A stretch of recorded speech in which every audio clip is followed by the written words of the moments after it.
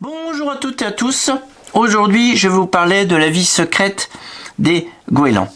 Vous avez sûrement tous vu des goélands à la plage. Alors attention, pas comme Martine, au bord d'une falaise, autour d'un bateau en mer, dans un champ, au bord d'un lac, un étang, un fleuve. Également, un peu moins glamour certes, au-dessus d'une décharge. Pour résumer très grossièrement, un goéland c'est une grosse mouette. Il y a environ 50 espèces dans le monde. C'est un oiseau monogame, c'est-à-dire qu'il a un seul partenaire à vie. Ça peut vivre jusqu'à 30 ans. Il a des pattes, bien sûr, palmées, courtes, un gros bec courbé à l'extrémité supérieure.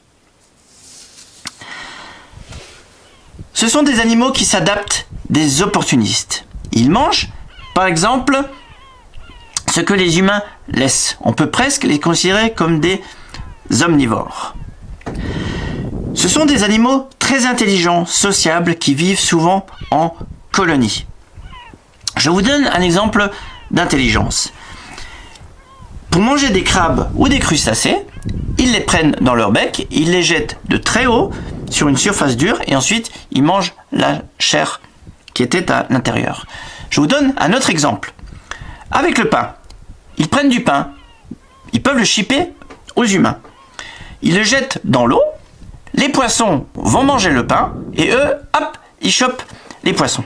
C'est vraiment une forme d'intelligence, c'est vraiment incroyable. Quand j'ai lu ça dans la littérature, j'étais vraiment émerveillé.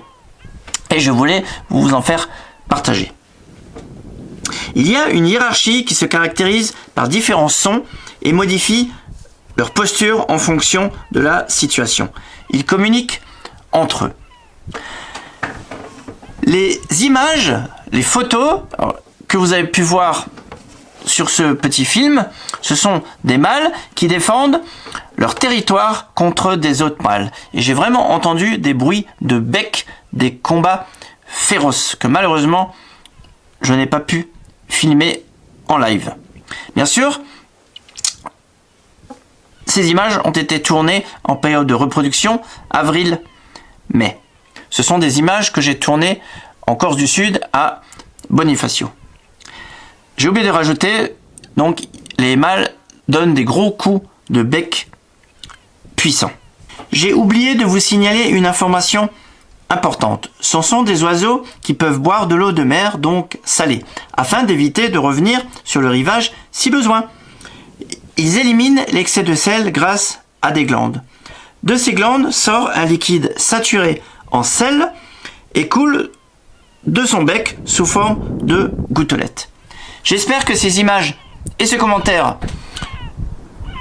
vous ont plu et je vous dis à très bientôt sur la chaîne.